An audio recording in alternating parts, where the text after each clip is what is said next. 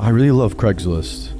I'd estimate I've met maybe 300 people for buying or selling stuff, and for the most part, everyone was nice and harmless.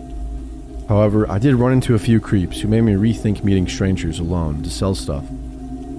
By the way, I was an early 20s female at the time. The first guy, it was 2009, and I'm staying with my parents for the Christmas holidays in a small town in Florida. I'm going through my childhood room and cleaning out the closet, and I find a giant CD holder, maybe full of 100 really shitty CDs. Think of Nickelback, Aqua, Chumbawamba, etc. It's the 21st century. No one uses CDs anymore. I figured I'd try to sell the CDs on Craigslist. I put up a listing. 100 CDs from the late 90s and early to mid 2000s. Mix of pop and rock. All for $35. The next day I get an email from a guy named John around 2 p.m. He says that he's in town temporarily and that he wants the CDs. He says that he can pick them up after dinner around 8 p.m. I email him back my address and number, and I tell him to text or call when he's on his way. 8 p.m. comes and goes. I figure I've been stood up, which happens often on Craigslist. No big deal. My dad works for a liquor distribution company and would often do demonstration nights at restaurants and bars, and would come home at bar closing time. This night, he gets home at around 3 a.m. I'm in college and a total night owl, so I'm still up, probably eating junk food and surfing the web, maybe watching horror flicks. I hear a car pull up and look out the window, and I see him sitting in his car eating food. He often stops at Taco Bell on his way home and eats it in his car, so my mom doesn't know he's cheating on his diet. Maybe 10 minutes later, my dad comes in and shouts my name. "There's someone here to see you. Can you please tell me why a strange man is showing up at her house at 3 a.m. Huh? I think. I go downstairs, and my dad says some guy pulled up in the driveway and asked for me by name. I walk outside with my dad, and this guy who is maybe mid-30s gets out of his car. He says he's the Craigslist guy who wanted to buy my CDs. My dad goes back in the house. I tell the guy it's really late to just be stopping by, especially without a text first. However, since I'm awake, I go and grab the CDs.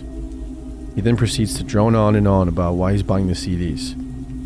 He says he's engaged to a woman he loves very much, and all he wants to do is make her happy. And that last week, someone broke into her car and stole all of her CDs. She was really upset, and he wanted to make it up to her. He looked on Craigslist and found my listing and was really excited because I had a bunch of the CDs she used to have.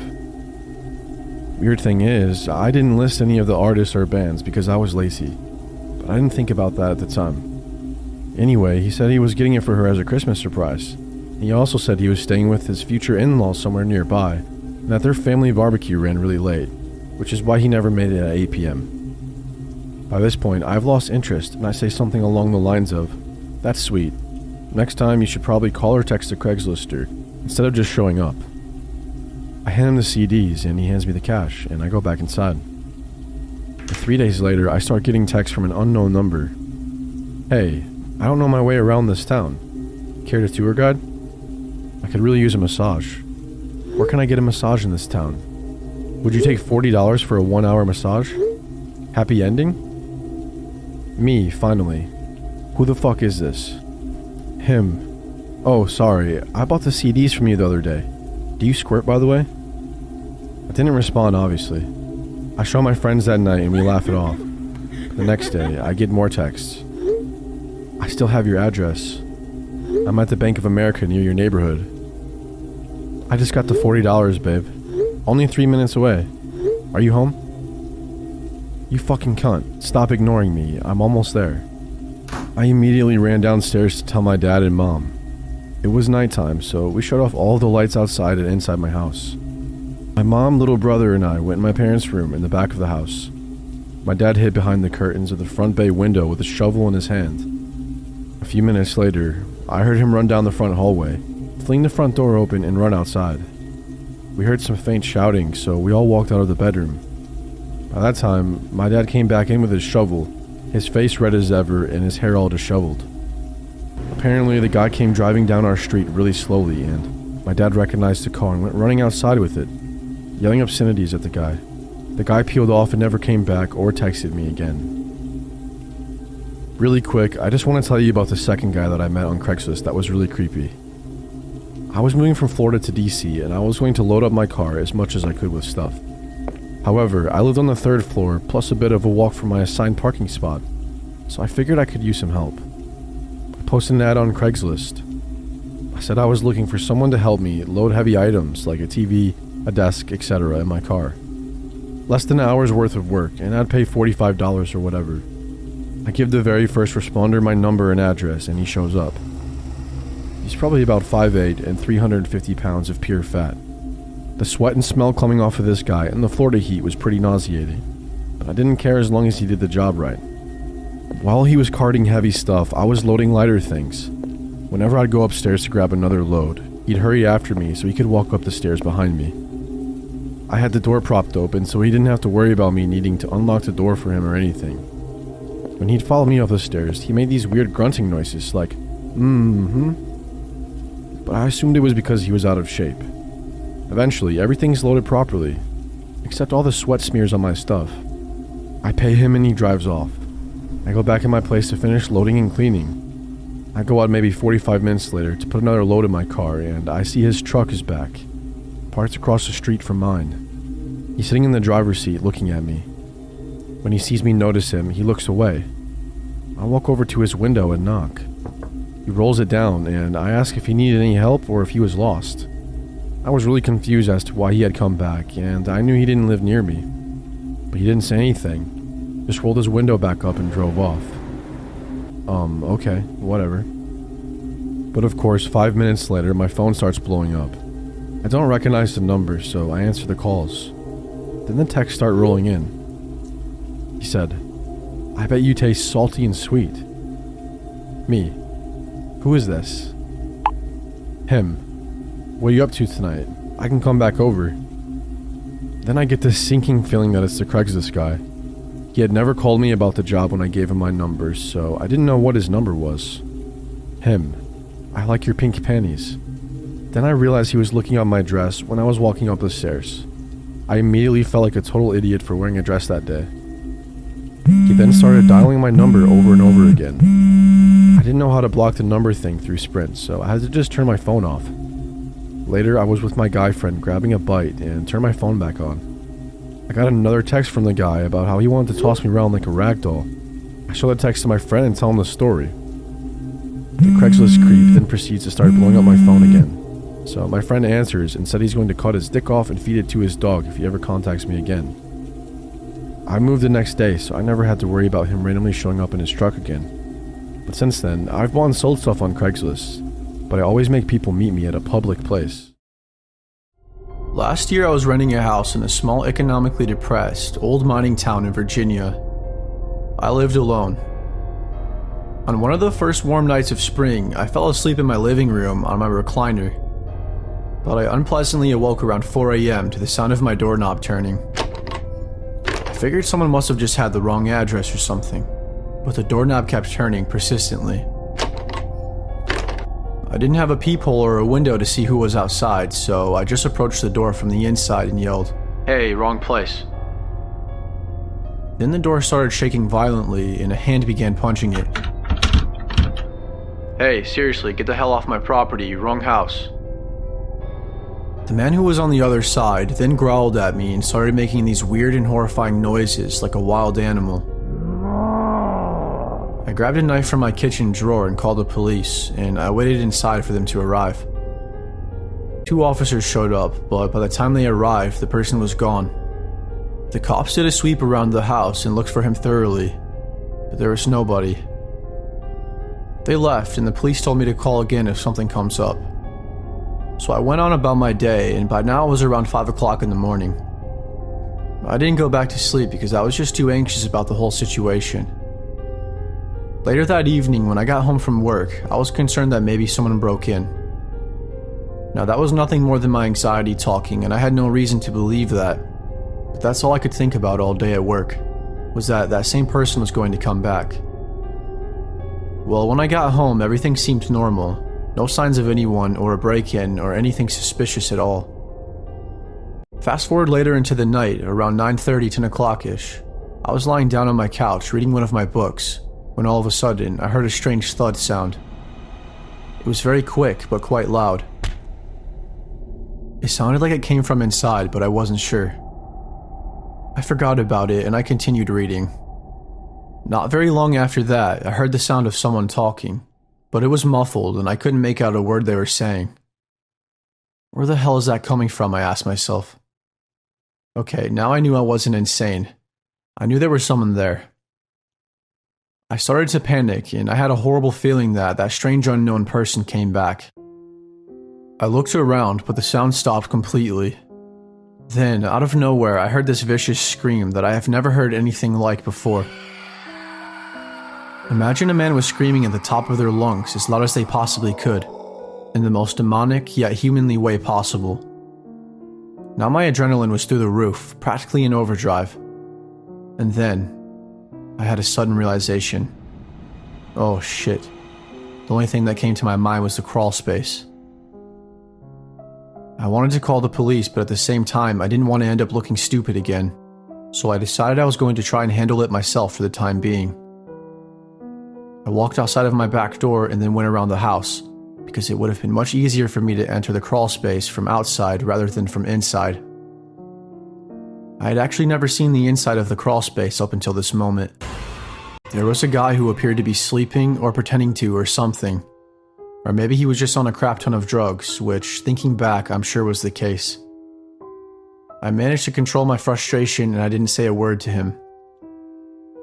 I called the police immediately and stepped out of the crawl space area.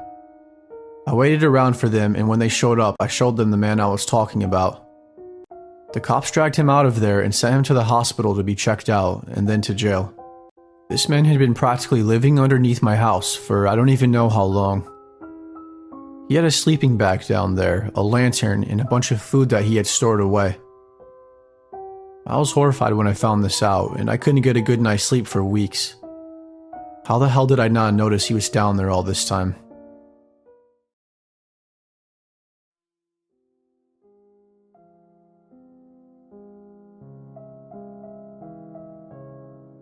It was a Friday after school, which meant video games, pizza, and talking to my friends all night on the phone.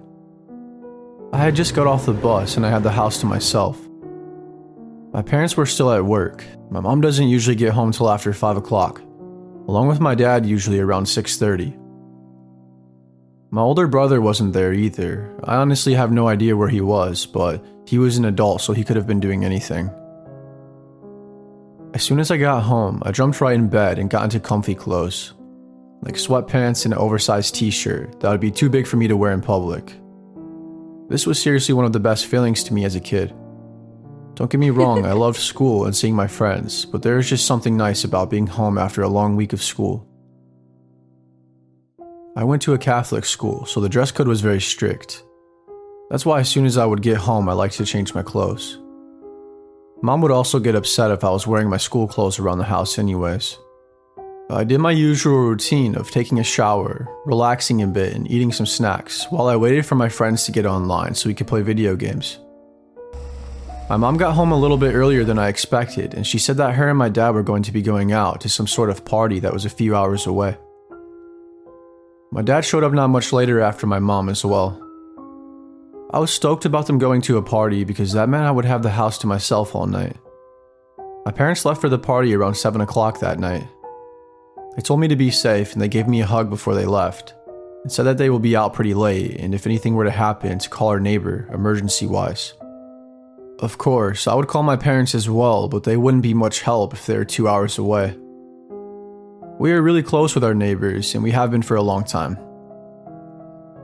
My parents have known them since before I was born, and we consider them like family. I reassured my mom that everything was going to be okay and that they deserve to have a nice night out. They both work really hard and have always been great parents. A couple hours after they had been gone, I started to get tired. My plans of staying awake all night and pulling an all-nighter had failed. I was way more tired than usual and I didn't care to fight sleep. I lied awake in my bed for a little while, texting my friends and scrolling through social media and watching YouTube videos. When all of a sudden I heard a car outside. I jumped up out of bed thinking that it was my mom and dad and that they were finally home. I peeked out the blinds from my window and I rubbed my eyes. I didn't recognize the vehicle at all. Then they pulled into the driveway. As soon as they did, the headlights of the car shined right at me, and I very quickly moved my head away from the window. Who in the heck is at my house right now? Called my mom, but no answer. At first I wondered if maybe my parents had drank too much, so maybe they had someone drive them home. But I thought that was very unlikely as they weren't big drinkers. I peeked my eye out of the blinds ever so slightly to where I could just barely see outside, all while trying to remain unnoticed. A few seconds after that, the car revved their engine and backed out of the driveway and sped off and continued down our street. We live off of a back road in a very small subdivision, and there's only like 3 streets in our entire neighborhood, and my street only has like 8 or 9 houses on it. If you were approaching our house, we are the third to the last house on the right side of our street, and our street has a dead end. I thought that maybe they were just drunk or high and trying to figure out where they were going or something. Oh man, that couldn't have been further from the truth. They knew exactly what they were doing, and they definitely weren't lost. I found that out about 20 minutes later. All I could see was that the car drove towards the end of the street, where the dead end met the dark wooded trail. I couldn't see that far though from my window or from any of the other windows in the house, and I most definitely wasn't going to step outside to investigate. I realized that things like this may happen from time to time, where someone pulls into your driveway because maybe they need to turn around or get situated, or like 10 other things that they could be doing. But I had a serious and horrible gut-wrenching feeling about it. There was never much traffic on our street, and it was late at night, and with me being home alone, I was concerned. Sure enough time had passed by for me to forget about the car and for me to almost doze off to sleep, when all of a sudden, I heard someone yelling in the house. It took me a few minutes to finally realize what was going on because I was so startled and still half asleep, but someone had broken into our home. I jumped out of bed quicker than I thought was even possible. I swear I could literally hear my own heartbeat thumping. That's how freaked out I was. I had to act fast, and I knew that time was ticking. My only option was to run. I didn't have anything to fend for myself really, and I had nowhere to hide. Our house is quite small in comparison to your average American-sized home, so I knew it was only a matter of minutes before the intruder would find me vulnerable. But that's if I was lucky. He could step through my bedroom door at any second now, and I knew that. My mom finally started calling me back, and my phone rang. I didn't answer it because I didn't want to alert the intruder. I was just praying to God that whoever was inside with me didn't hear my phone go off. I ran over to my window and I swung the blinds open and attempted to open my window so I could escape to safety. For whatever reason, though, I couldn't get the damn thing to open. I had never opened my window before and it was locked. But I couldn't for the life of me unlock it. No matter how hard I tried to turn the lever, it just wouldn't budge. I knew I was in some serious trouble now. I needed to buy myself some time, desperately, before the man found me alone. I slid my dresser across the floor and put it in front of the door to act as a barricade, and I was hoping that would be enough to stop him from getting in my room if he tried. I didn't have a closet in my room, so the only place I could hide was under my bed. I thought that was too obvious and that would probably be the first place someone would look, but I had no other option. I heard footsteps on the hard-wooded floor walking down the hall towards my room, and then a loud and aggressive knock following the brief moment of silence. He knocked so hard and it scared me so much I had to cover my mouth before I let out a desperate scream. Then he started messing with the door handle trying to get in, but to no avail. He then started speaking to me. "Hey, I know you're in there. How about you just let me inside and make this 10 times easier for the both of us?"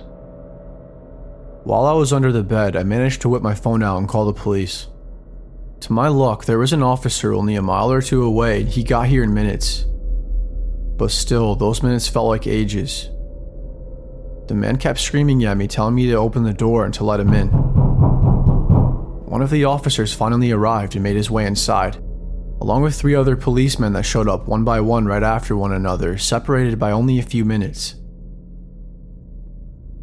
The officer made it very clear of his entry and yelled police.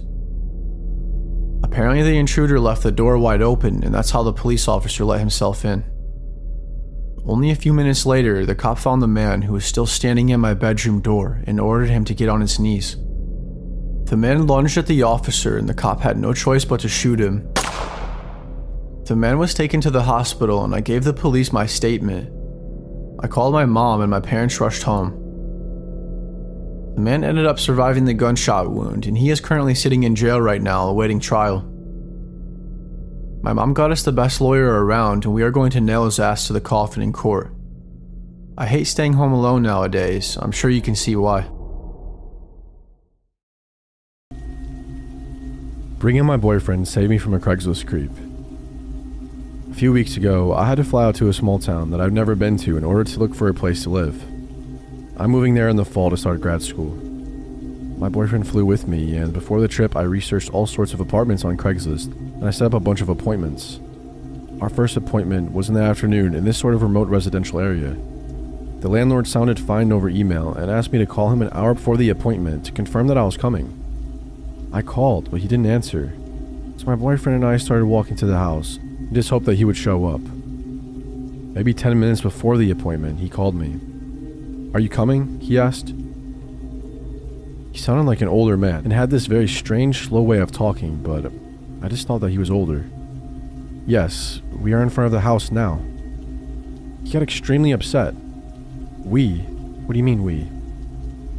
"Oh yes, my boyfriend's with me." "You never told me you had a boyfriend. You never said that." It had never crossed my mind to have to tell him this information, since my boyfriend would not be coming to live with me. He was just helping me look for apartments. I told the man so, and after a very long pause, he said, "I'm sorry. It's just... sometimes people don't tell me when they are married, and it upsets me. I'll see you soon." Then he hung up. I told my boyfriend about what the man had said, and he was immediately weirded out. He wanted to leave, but there was slim pickings in terms of real estate at this point, so I stupidly said that we had to stay, in case his place was the place. As we are discussing it, we see a man leave the house we're going to view. This man was young and extremely sketchy looking, greasy hair and furtive eyes. He took one look at us and ran out of the house to his car and pulled away from the curb with a screech. Okay, so now we're really weirded out, but this isn't enough for us to bail just yet. And as we look at each other wondering what to do, the landlord arrives. He's in his 50s and very tall and very strong looking. His eyes are completely blank and empty of warmth or emotion. He slowly walks up to us and says, "I'd shake your hands, but mine are dirty." "What from?" my boyfriend asks. "Work," is the flat reply. He asks us a lot of questions, completely ignoring my boyfriend. The entire time he stares into my eyes without blinking. What am I going to school for? What other places am I considering for living? Is my boyfriend moving to this town too? I try to give answers that are as vague as possible. Meanwhile, my boyfriend asks the landlord questions of the same kind, which he refuses to answer. Then he says, "Let me show you the basement." At this point we should have left, but we didn't. I kept thinking this was an eccentric old man from a small town. I mean, we're city folk, and that we were just feeling paranoid. My boyfriend, on the other hand, wanted out of there, but he followed us as the man led us to the back of the house, away from the street, to this sort of detached shed. He opened the door, and we saw that there were stairs leading down into the utter darkness. He flipped a switch at the top of the stairs, and the light didn't come on. Normally, the response for this is, "Oh shit, the light's out," or something like that. But he just said, and slowly walked down into the darkness. Then he stood there, without moving, in the dark, and said, "Aren't you coming down?" "There's nothing to see if the light's out," says my boyfriend. The landlord just stands there for a long time, then slowly walks up the stairs and closes the basement door without saying anything. He took us into the house. Weird and increasingly creepy things ensued. The front door, the only exit to the house, locked automatically, and when my boyfriend tried to fiddle with it, the man got really upset and told him to leave it alone. He managed to get it open secretly, though. The man kept trying to box us into small rooms, according to my boyfriend, also kept reaching his hands into his pockets, only to take them away when he caught us looking. On Craigslist and in person, the man claimed that there was a grad student already living in the house, but the evidence of that seemed arranged. There were neat piles of generic textbooks on the table, but not other things that a 20-something might read. There was a bowl of fruit on the table, but no other food in the fridge or pantry, or utensils. There were maybe 3 t-shirts in the closet. This supposed grad student wasn't out of town, but the landlord couldn't say what school he went to or how long he'd been renting the house. Finally, the man had showed us every single room in the house but one. This one he refused to open, claiming it was just the attic and we didn't need to see anything up there. He gave us several reasons when we inquired. It was unfinished. There was furniture up there. It would smell bad. This last one I believed, because standing near the door, it smelled terrible. Finally, we made our excuses and bolted out of there. The man walked us out, pretending to go to his car to leave, and when he thought we had turned the corner, slowly sauntered back into the house. My boyfriend, fixated on the idea that there was something wrong with this guy, Googled the man that night. We found out 3 things. That he was a pillar of the community, known by a lot of the townspeople, and that there was no evidence of him owning or managing a real estate company, as he claimed on Craiglist, and that he had listed his home address as the very house we had been touring, the house where a supposed grad student lived. So that was the creepiest thing that has ever happened to me.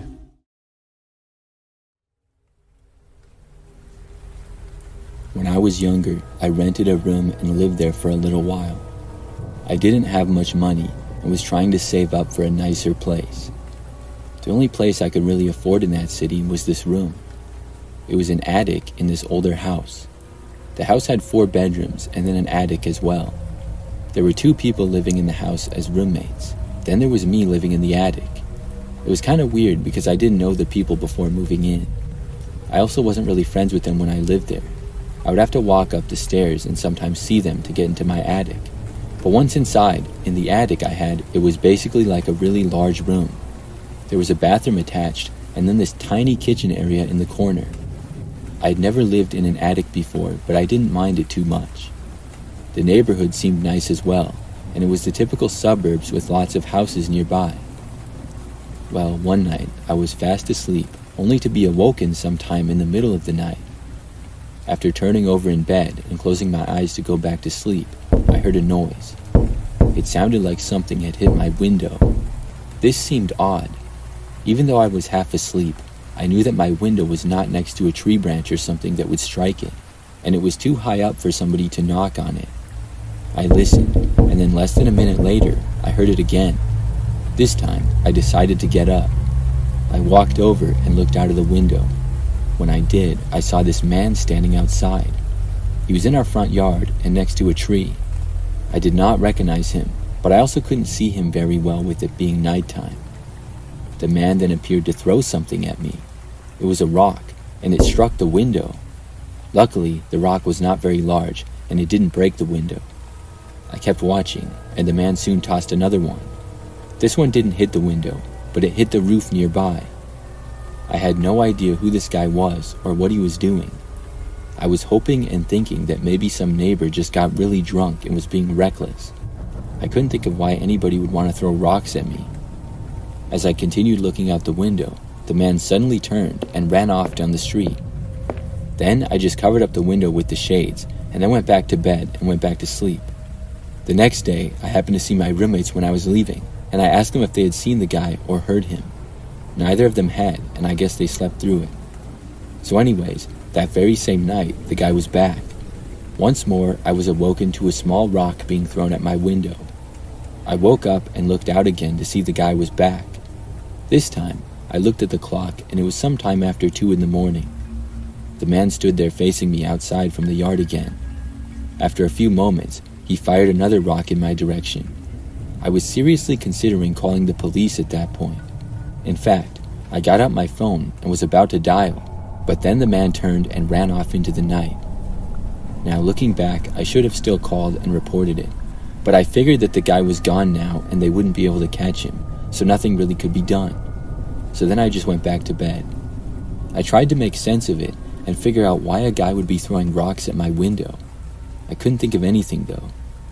So the next day, I went to work as usual, but I happened to be out late that night.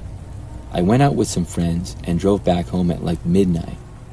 At the house I was renting the attic in, we did not have a driveway and just parked our cars on the side of the street. So after getting back and pulling over, I got out of my car. But then I noticed that there was somebody standing randomly in our front yard. It was not any of my roommates. I realized that it was the same guy. When I noticed that, I had a really bad feeling, but I was already out of my car and walking towards the yard now. I didn't want to turn around and go back. The guy was a ways to my right and not blocking me or anything, so I was hoping that I would be able to just walk right past him. I walked quickly, and when I approached the front step, I could sense that the man was now walking after me. I quickly made it inside and then locked the door behind me. I wondered what on earth the guy was doing now. This time though, I called the police right then and there. Then I went up into my attic. I looked outside from my window but could not locate the man. When the police got there, I remember seeing them arriving. At that point, I saw a man come out from behind a tree and attempt to run away. However, he was quickly caught by the police. They determined that he was the same individual that had been throwing rocks at my window. I never found out why he was doing that though. I'm just glad that after that, it stopped.